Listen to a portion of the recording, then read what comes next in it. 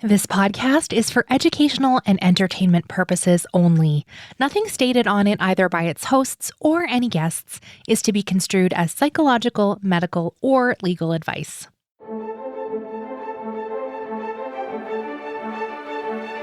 You're listening to Adoptees On, the podcast where adoptees discuss the adoption experience. I'm Haley Radke. We are so excited to welcome Shannon Gibney back to the show. Shannon is an award-winning author of multiple books, and her brand new release, The Girl I Am, Was, and Never Will Be, is a speculative memoir of transracial adoption.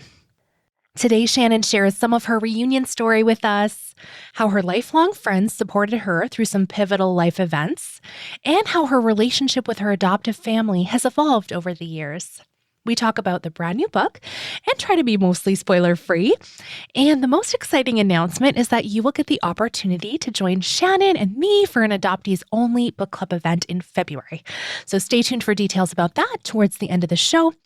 Before we get started, I wanted to personally invite you to join our Patreon adoptee community today over on adopteeson.com/community, which helps support you and also the show to support more adoptees around the world. We wrap up with some recommended resources, and as always, links to everything we'll be talking about today are on the website adopteeson.com. Let's listen in. I'm so pleased to welcome back to Adoptees On, Shannon Gibney. Hi, Shannon. Thanks for having me, Haley. It's always wonderful to talk to you. I'm so excited to talk with you. In our last conversation, I think it was in April 2021, so a couple years ago, you briefly mentioned oh, well, now that I'm in my 40s or whatever. And I was like, this is the year I get to join you. Yeah, the 40s are, it's a different road. I'm ready. Yeah, I'm ready to be released into freedom. It's a good road. It's a good, especially for women, but it's, there's a lot of things. There's many. Yes. Well, we are celebrating with you because you have your brand new book out into the world, The Girl I Am, Was, and Never Will Be, and it is spectacular.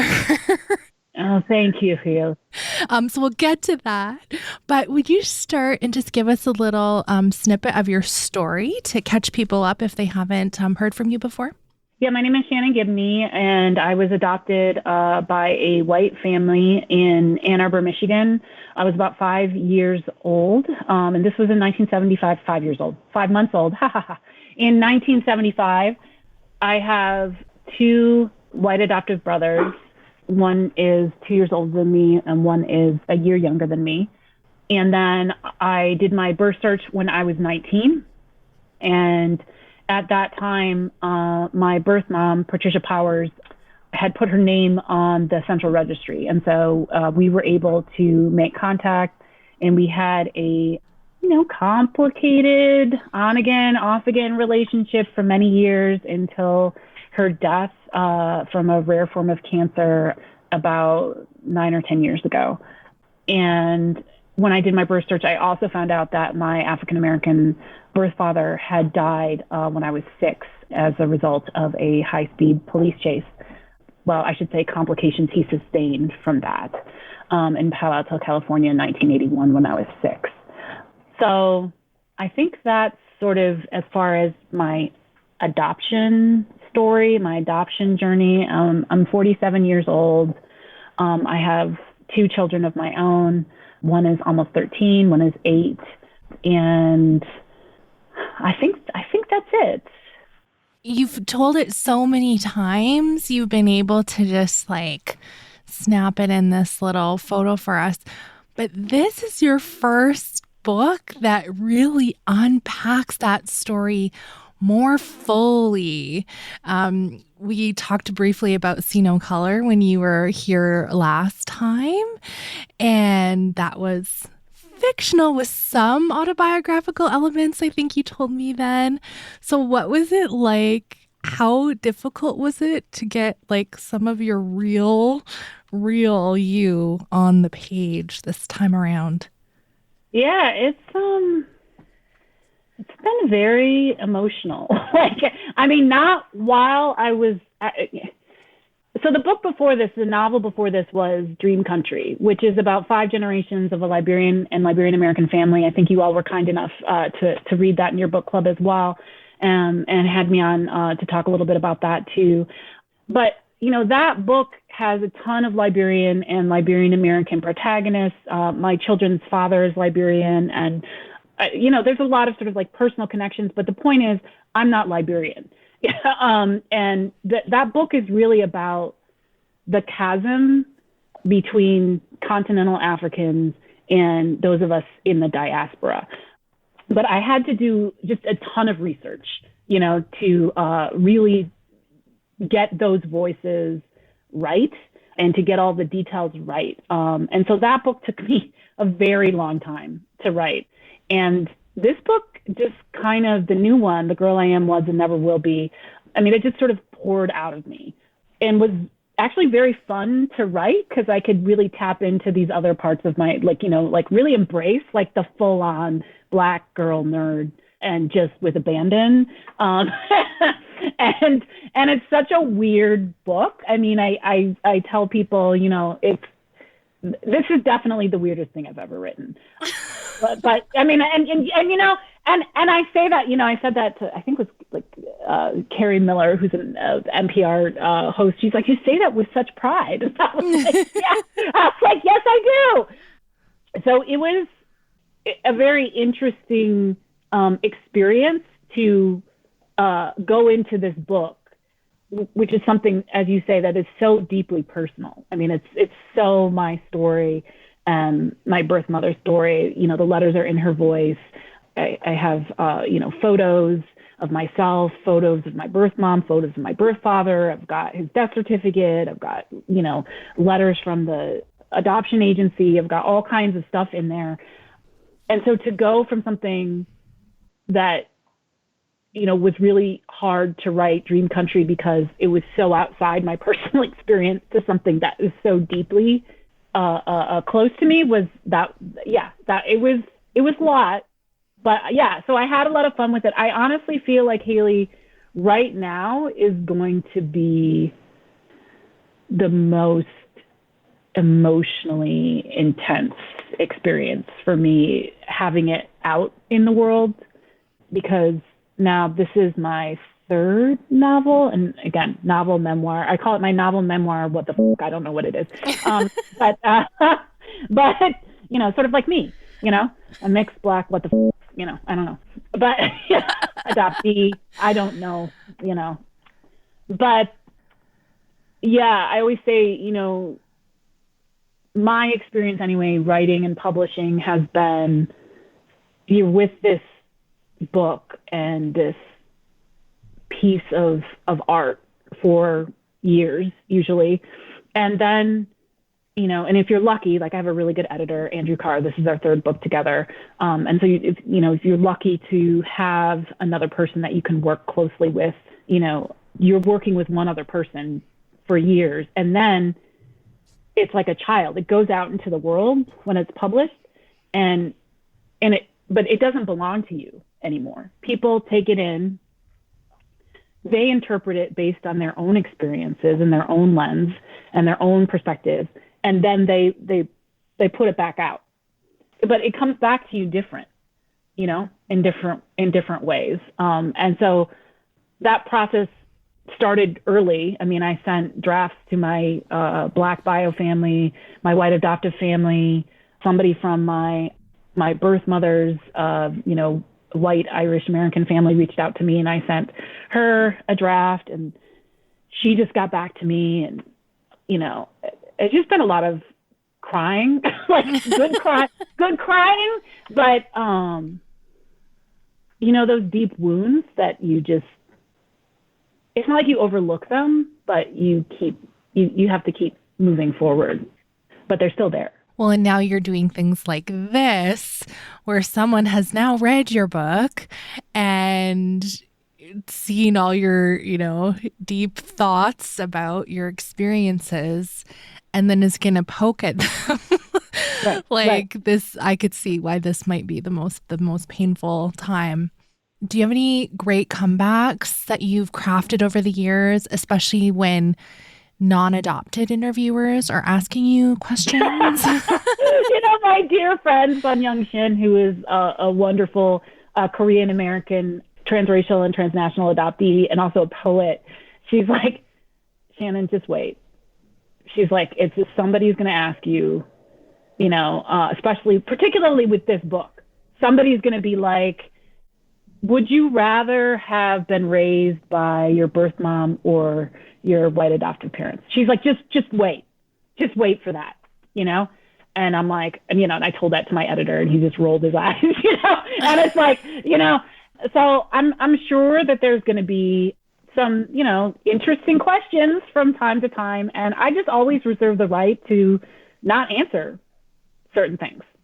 It's just part of, I feel like, my prerogative as a writer, as an adoptee. Yeah, because this book is so autobiographical. Yeah, there's going to be, I think, a lot more opportunities for like the digs to go a little deeper. But also, I have to say too that like people have been incredibly generous, and so that's my expectation. I had a boss who would say that all the time. That's my expectation. You can hold us to a higher standard. That's all good. Okay, so I guess I'll start where everybody else would probably start if you weren't adopted. So don't hold it against me. But at one point you share in the book that your adoptive parents were hurt when you were first searching. And I'm curious now what your relationship is like with your adoptive family, because you, as you shared, you have artifacts from your life in the book, including letters that your Patricia, your birth mother, wrote to your adoptive mother. Yes. So I've been on quite a journey with my white adoptive parents and my white adoptive family. And actually, one of the crying moments that I had earlier last week, I guess it was, my older brother, John, my white adoptive brother, he read the book and texted me. He's like, it's really beautiful. And he was like, and I hope it does well. And then later, I overheard him talking to my parents on video chat, and I heard him say, I think also what she's trying to show in the story is that, in the book, is that adoption is a loss. And he's like, and I never realized that before. And yeah. Yeah, and Shannon's reacting to my face. Yes, I am. Which you can't hear. Yeah, no. So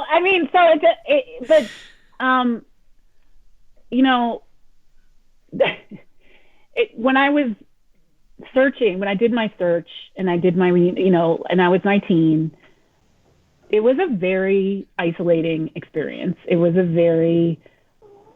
difficult. It was really difficult. And I will say that I think part of what the book is about too is the power of female friendships, and how they can really also help many women do what we need to do in the world when everybody else is sort of like, what the like, why do you need to do this? And that's really, at that time, when I was doing my search and reunion, I have a very supportive family overall, but they did not understand why I needed to do this. And, I say in the book, like, they lent me their car, they gave me some money for, gas and some other things. So did Patricia, and, it was a whole community. My best friend Bobby went out with me, and my friend Dagny went part of the way. And yeah, so, but like, honestly, and we've talked about this before, one of my biggest, I love your face. I love podcasts, but I love watching your face, Haley. One of my biggest assets in life is that I'm honest, and it's also one of my biggest liabilities. And I think also it's why I'm a writer too, because, I always say, like, if you're not telling the truth, as a writer, as an artist, like, I don't know what you're doing.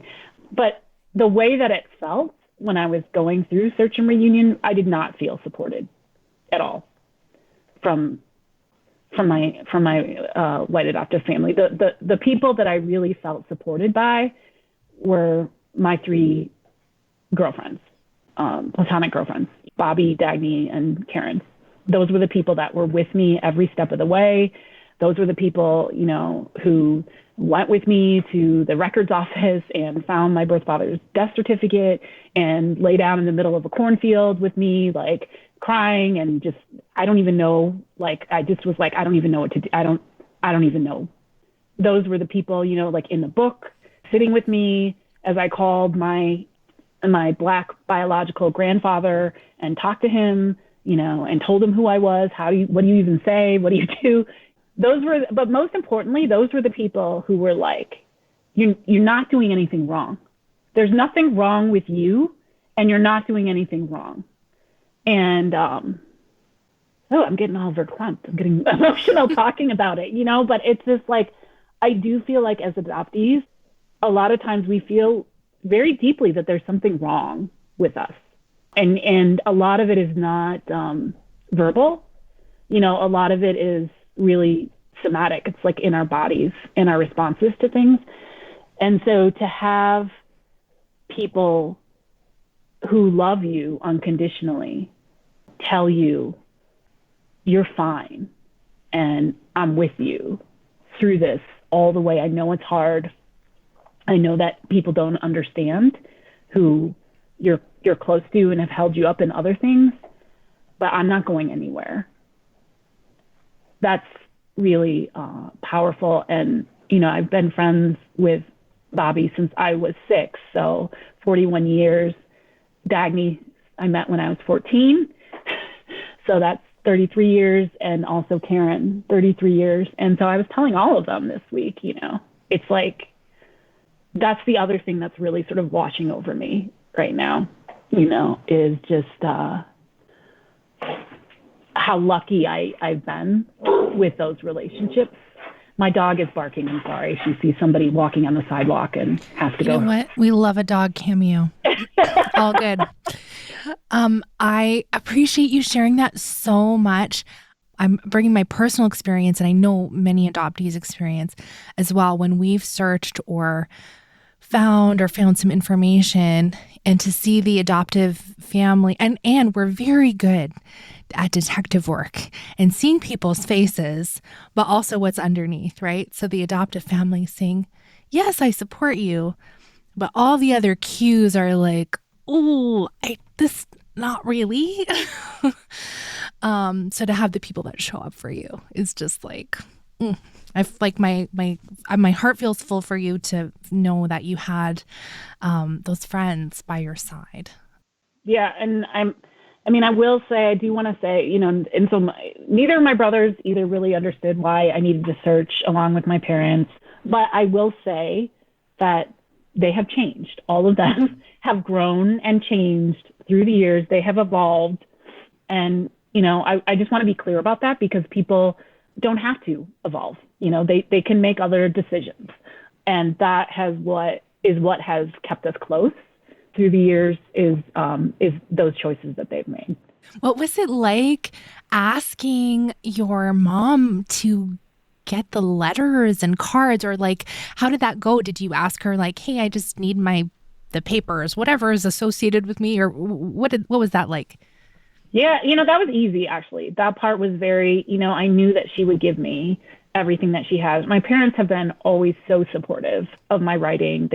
And I think after we sort of got over this hurdle, you know, of search and reunion, and my mom said to me, you know, she really maintained the relationship with Patricia throughout all those years after we first made contact, even in the times when she and I weren't really communicating. And so that's why she had all those letters and all those things. And obviously she had a really different relationship to Patricia than I did. So when I was like, you know, yeah, I'm writing this book, this is what it is, can you send me any and all letters, documentation, pictures that are relevant, anything? She's like, yeah, absolutely. And she got all that together. And, you know, the next time I was home, it's like this box of stuff. And just sort of like we were talking before the formal podcast, I had a sinking feeling because I hadn't read a lot of those letters in years. And so a lot of the tensions and frankly hurt that between Patricia and I, it's rekindled. And I have dear friends reading the book now who that's also very interesting. They're like, oh my God, I just want to take you and like hold you and like give you like this hug and like protect you. Like I know you already went through this, like it's 19-year-old you, but I just want to keep you safe. I just want you, which is interesting. That's just interesting, that's their response. Well, I think in our last podcast episode that was on the main feed, you were talking about how you're really most connected with other adoptees of color and how that community has grown over the years. And now, like, it's grown so much that I can think of several other adoptees who have white mothers and Black fathers and whose white mothers are also racist AF. And like, unpacking that as a biracial woman and figuring out, oh my gosh, where is my place in this, and how can I have a relationship? And you've done so much education on anti-racism and all of those kinds of things. Like, I've learned so much from you over the years, and I just think, wow, like even that, like the very bare minimum of acceptance, that was really painful to read in the book. Are you willing to talk about that a little bit? And of course. Okay. Because I mean, that's seemed to me as a reader, like that's the big fracture at the beginning. Yeah. So as we know, there's many fractures, as I say in the book, when the bond between mother and child gets broken in any way, there's going to be fractures. And then on top of that, if you have racial difference on top of that, it's just going to be even more. And so, yeah, this dynamic emerged between Patricia, my birth mom, and I, where, I found out pretty early on that she was queer, that she was a lesbian, and that had also created a lot of tensions within her Irish Catholic family. And in fact, was in many ways why she was like promiscuous with men for a while, because they just couldn't accept that about her. And so I had this idea then that sort of her status as a cultural other, because she's a lesbian, would allow her to better understand my experience as a cultural outsider, as a mixed Black woman. And that wasn't true at all. That was not true at all. So in the book, I talk about, the first reunion, and, Bobby and I drive up there, and, Bobby goes to see her boyfriend at the time, and I'm, staying with Patricia and her girlfriend, Josephine, who's delightful. And the next morning, it's like we're having breakfast, and I mentioned something in passing about being a Black woman, and she's just like, it's like it's like this physical change in her body. Like, she just gets all tight, and she's just like, it erases me when you say that, and that's bad because I already feel erased. And then of course I have this physical response to that, which is just like, oh shit, like, what? Where am I? Where have I come to? How can I get out of here? Like, this is not what I signed up for. Like, this is not, I don't feel safe. I certainly don't feel seen or heard. And then I just sort of like changed the subject, and, but that became, as you say, like a primary fracture between us, because then I wrote actually an essay about that for a anthology. And this was when I was 25, and I was developing, I would say, an ethics of publishing. So I had this very quaint, naive idea that I should share whatever I write with whoever I was writing about. And so, yep. And so I sent it to her, and she completely freaked out. and was like, because it was also about her family, right? And some of the, I go into some of the microaggressions that her family, I experienced with them as well. And she's like, I put that in the essay too. And she's like, it's all lies, it's all lies. And I just really wish the audience could see your face right now, Haley, because it's like, there's so many words contained in that particular frown. Yeah. So yeah, she was like, it's all lies. And she threatened to sue me. And she was like, you need therapy. And, just like all this stuff. And basically was like, I felt like I had two choices. Either I could pull the essay from the collection, it was like St. Martin's Press, which is like a small press. So like she never would have seen it if I hadn't shown it to her. I could either pull the essay or I could have a relationship with my birth mom. Like that was how I viewed the situation. So I pulled it. Of course, what I learned then was that my relationship with my birth mom at that point was already pretty much over because there was no trust there. Of course, I felt abandoned again. And she was, in my view, sort of like very sort of self-righteous and, So yeah, it was kind of a mess. Yeah. Well, I what it did for me is it reading, your experience with her. And then, I think of Rebecca Carroll's memoir where her birth mother is a train wreck. Okay, a complete train wreck. Yes. Oh my God.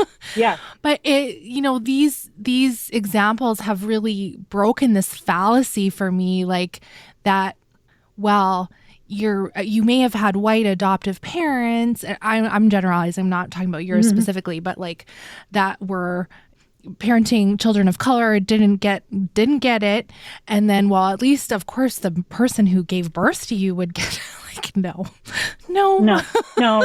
This is the power and the pernicious power of whiteness, is that it makes white people monstrous if they are not aware of how it's working on them, particularly if they have power over other people, like their children, like parents do. And so that is why I know in my own experience as a mixed Black transracial adoptee, I have so many friends who are identify as mixed Black too, women. And even though they're not adoptees, we have a lot of things in common that we talk about in terms of, issues with the white side of our family, issues with our white moms, all kinds of things like that. I mean, there's a lot of crossover. I'm so glad you shared that because that feels like another key where people could unlock friendships. If you're looking for people to support you outside of the adoptee community, that's like brilliant. Oh yeah, that's been huge. Yeah. Mm-hmm, yeah. Mm-hmm. Okay, let's go to motherhood. You say, this is a quote from the book, the daily satisfaction of finally having a family that looks like me. When I see you write about your kids on Facebook,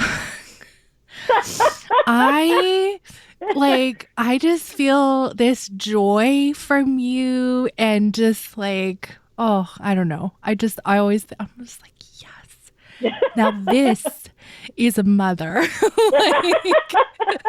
I love being a mom. I do. Yeah. It's exhausting and stressful because I'm basically a single mom, but my kids just, not only do they bring me so much joy, they just like ground me, like many writers and artists. I have a kind of brain that can kind of spiral off, which is why I can create things like books. Right. But then the other side of that is that, it can spiral into unhealthy things too, right? And so it's just very good to have people around you who are like, yeah, mom, dinner is what's going on.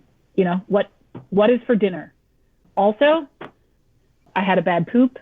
Also, I'm not sure how to do long division, and the dog ate the cat's food again, or whatever. Like just these daily, very ordinary experiences, of mothering and caring for others and cohabitating with others. Yeah, I'm very thankful for my children every day. Mm-hmm. Yeah. All right. I don't know how to ask this without being spoilery. So we're riding like the edge here, I feel like. Right on the edge of spoilerdom. Okay. Yes. Okay. So I find it amazing that both Shannon and Aaron, who is also Shannon, have no idea about their father. This father figure is like not present through the story, and yet is, right? There's this like, and I thought, yeah, isn't this like an adoptee? Even in the like imagined where I would have the answers, I can't even summon up the father on that side. Yes. Yes. Yes.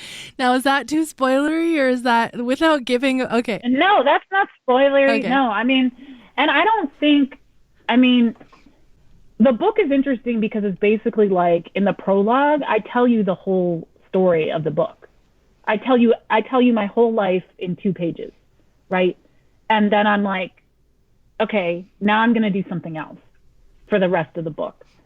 So, you know, other readers might have like a different experience, and I'll be glad to hear from them, but I don't think of it as that kind of book that you can like spoil, because those aren't the kinds of questions that it's sort of after. Mm-hmm. But yeah, I mean, it's sort of like the Boise Collins Jr., who was my birth father. I mean, he and his family, that's like the black side of my family. It's like they've almost been erased in a way for both Aaron and Shannon. And that is a profound loss. You know, both of, you know, his role as her father, her birth father, but also in terms of, you know, the cultural loss of, you know, Black culture as well.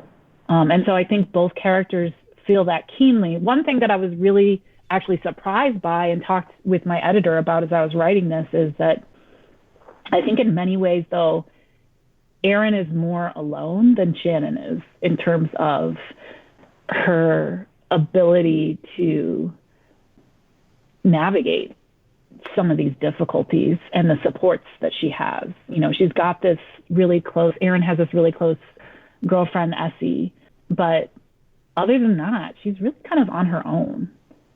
How does it feel writing about that loss, knowing that, you know, he died when you were 6 years old, and so there was never going to be an opportunity for you to meet him? And then how have you connected since? I know you shared you were able to speak with your grandfather, and how has that been?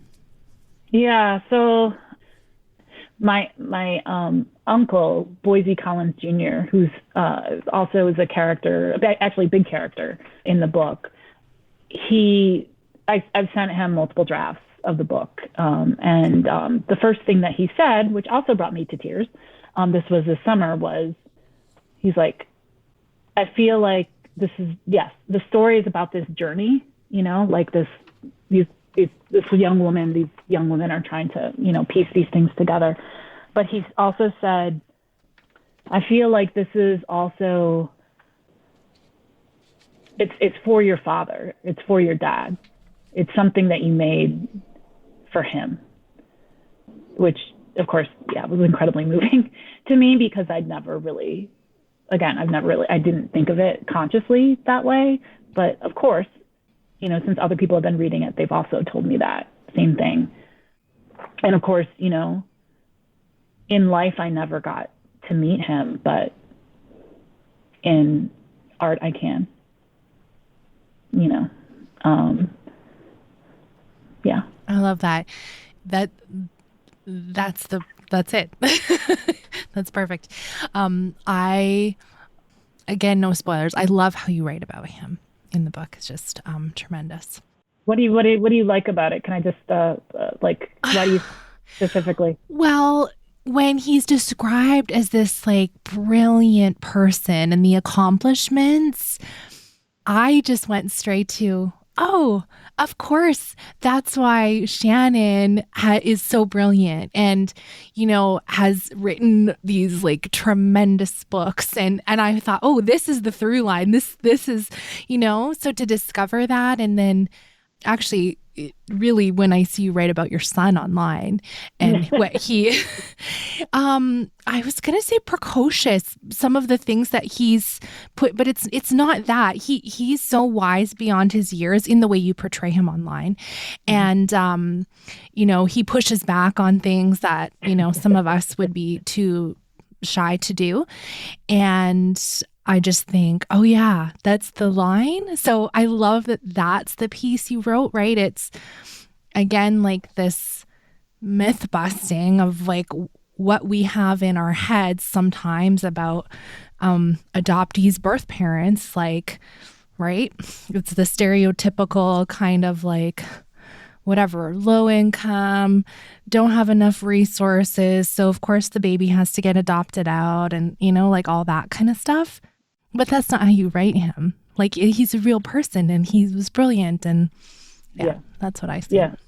Yeah. And complicated, there's like part of this family that's like, yeah, he was bipolar. And then there's another part of the family that's like, no, he just had issues, and so it's just like, and I think that that's the other thing that, sort of racialization and or sort of putting people into these stock categories, like birth parent or whatever it does is it takes away their individuality, Yeah. And their humanity. Mm-hmm. Yes. Yeah. Okay. Is there anything else you want to share before we do our recommended resources? I just want to thank something that my friends and I call Planet Adoptee, all the adoptees out there who are sharing their stories and connecting with each other and trying to hold all the holes in our stories together and to sit in those holes. Because I think it's a paradox that that's the only way that we will become whole. And so, or healed, at least in moments. And so, I just want to thank all of you for who you are and how you approach this life and engaging with my work. And love to hear from you about it. I think that's so powerful, right? Like, you're on the podcast, you've written multiple books. Now this is your speculative memoir that's out in the world. And there's, so many of us that we're not going to write the book as much as we might want to. We're not going to write the book. And so to have our stories represented and to be able to find pieces of them through you and other adoptees is just so magical, I think. So as I was reading your new book, I think I've read pretty much everything else that you've put out in the world. But because this was so deeply personal to you, it also was deeply personal to me as an adopted person. As you shared, there's all these documents, like from the adoption agency, the letters from your birth, and I mean like actual, scanned copies of them, so people can see the handwriting and all of those things. It felt so real. I know, probably sometimes too real. Like sometimes. Yeah. Some of it, I was like, oh my God, is this what my birth mother wrote about me? Is this what, like, just so many like connection points I felt with you. It's so good, Shannon. And I'm not just saying this because we're looking, face to face here, but this is the thing that people wanted. And we haven't really talked too much about like the whole premise. It's like the characters in the book, it's like, it's you and your story. And also, what if you had stayed with your mother? Yeah. And so, and in looking at that kind of going back and forth, and that's what we always dream about as a kid. Like so many of us think about like, well, what would we have been if we were still with our biological family? And so to have it like interspersed like that and the surprise, so good. I don't want to say. This is the hard part. Like, how do you say that without saying the thing? Yeah, right. You got to read that part. Yes, you got to read the book to, get at the sort of the ending, which is, sort of like my nerd finale. But yeah, I mean, I think so many of us, as you say, go about our lives with these doppelgangers, this is sort of this person living on this alternate timeline. That's me, but it's not me. And what does that mean for my own identity, for my relationships, particularly, probably with my adoptive family, but not just that, right? Like my sense of reality. And so this was really sort of it's kind of a gift, but it's just sort of also just like this experiment, of like really, I described the premise to somebody, a non-adoptee one time, and they're like, oh, it's like sliding doors. And I'm like, no, it's not no, it's not at all like sliding doors. Because sliding doors is this sort of like, and I don't know if people know that, it's an old movie with Gwyneth Paltrow, and it's like, oh, she did this. She went in this door, then like her whole life would have been different, but she went in that door or whatever. But it's like, and there's many stories like that. But with this, it's sort of like, I wanted to really just like sink deeply into the other reality. For me, Erin Powers, that was my name at birth. Like, no, what is her daily life like? Really, what is her life like with Patricia and, her white biological family, and, with Shannon, like, how does she think about Erin and how do they intersect? And what kinds of new knowledge or information can we get sitting deeply in those two realities? That was really kind of the premise of the book. Because also, another thing that my friend Sun Young said was that, we have stories of search and reunion, but we actually don't have a lot of stories about the longitudinal experience of search and reunion. And she's like, and so I think it's also important that you wrote this book in your 40s, because it really shows the intergenerational sort of effects of this. And, it's not seamless and it's not easy and it's not, like all these things, right? I mean, there's still all these ruptures that keep popping up. Absolutely. And there's the one thing that you do, there's the whole chapter of this whole, story, whatever. And then a little bit down the way, you're like, oh, okay, that wasn't actually true. Struck through. It's like, oh yeah, how many times has that happened to us? Yep. Yeah. Yeah, it's so beautifully written. I mean, I know people have read your other work, and so I'm sure they have an expectation. It lives up to the expectation exactly of what you think this might be. And I love that you talk in our last interview that you're writing it like at that time, and you tell us a little bit about it then. So anyway, that's just like a special little like breadcrumb trail to where we are now. Yeah, I love that it's in the world. And I think so many adopted people will feel very seen no matter what their experience is, even if you've not had the reunion, even if you don't want to search any of those things. It's like the speculative nature of it, like the what ifs. I think that's very relatable. What do you want to recommend to us? My friends at the Alliance for the Study of Adoption and Culture, they have a journal, and it is both hard copy and online.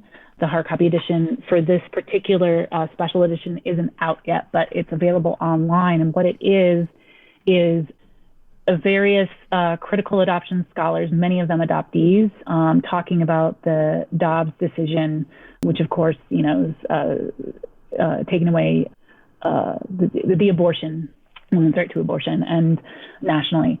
And so critical adoption study scholars writing about how that intersects with issues of adoption. And so I've read, just a few of the pieces. They're all 1,000 words or less. And you don't have to be an academic to appreciate them. And so I just would encourage folks to check it out online. Awesome. Yeah, I'll definitely link to that Oh my goodness. So many brilliant people writing over there. Yes. Oh my, For yeah. sure. Yeah. It's kind of amazing. Yeah. I think they have 12 up right now or something like that. It's a lot. Okay. Well, and what I find is when we read pieces like that, that can just help us in our everyday if we're talking to people. Like it can give us language as well to express some of the things that probably have been churning around about those, right? Yeah.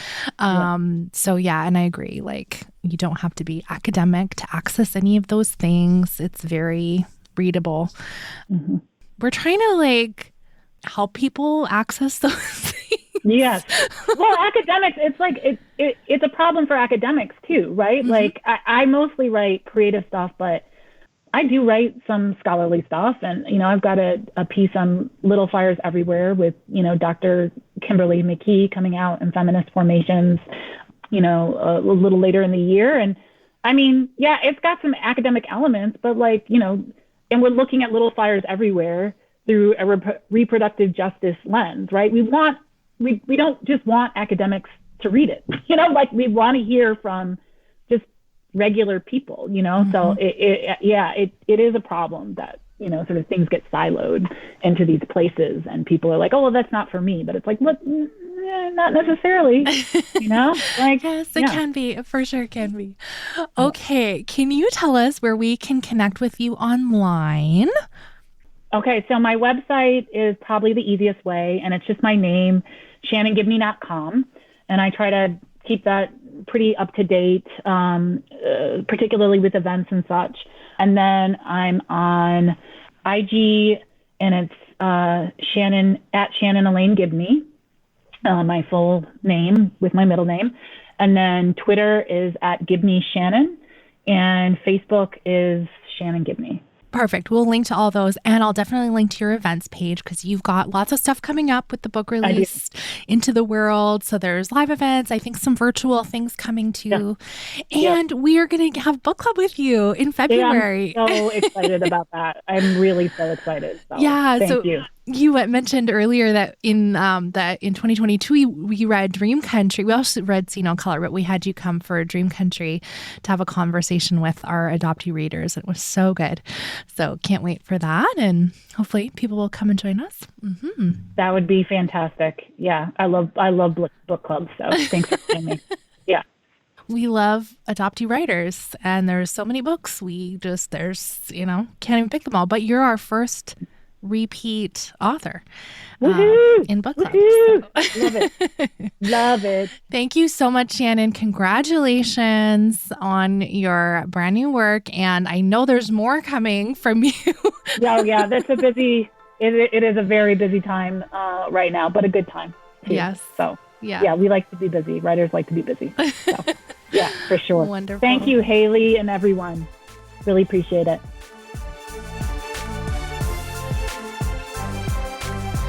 I totally missed asking Shannon about this, but I do want to let you know Shannon read her own audiobook. So if you are an audiobook fan and you want her to read this book to you, she will, which is so amazing. I love hearing authors read in their own voice, and there's just something about that personal connection. And they know what they meant when they wrote a sentence. So you'll get the exact tone that they intend for you to get when you're listening. So I love that. Shannon is so amazing. I think I mentioned in the show that this is going to be her second book club with us. So we have that event coming up in February. If you want to join us, it's adopteeson.com/book club, has details about all the upcoming book club events. And it is a live Zoom. So we usually have a 1-hour interview with the author, and it's me and my co-host, Carrie Cahill-Mulligan, is going to be doing that interview with Shannon. And I take questions from the chat and read them out. And that's an hour on Zoom that is recorded. And then later, the audio only is released into the podcast feed for patrons. So you can listen anytime if you're not able to join us. Our book clubs are usually Saturday mornings on North America time. And yeah, if you want to join us, we would love to have you. We have some other book clubs coming up right away. We are reading Already Enough by Lisa Oliveira this month, which is tremendous. We have a book club with her at the end of January. Lots of great stuff happening over on Patreon for supporters of the podcast who help keep the lights on over here. So adopteeson.com/community if you want to learn about the other things about Patreon. If you have your calendar handy, our Adoptees Only book club with Lisa Oliveira reading Already Enough is going to be January 28th, 2023. And our book club with Shannon Gibney for her brand new speculative memoir is going to be February 25th, 2023. And both of those are Saturday mornings. Thank you for listening, and let's talk again next Friday.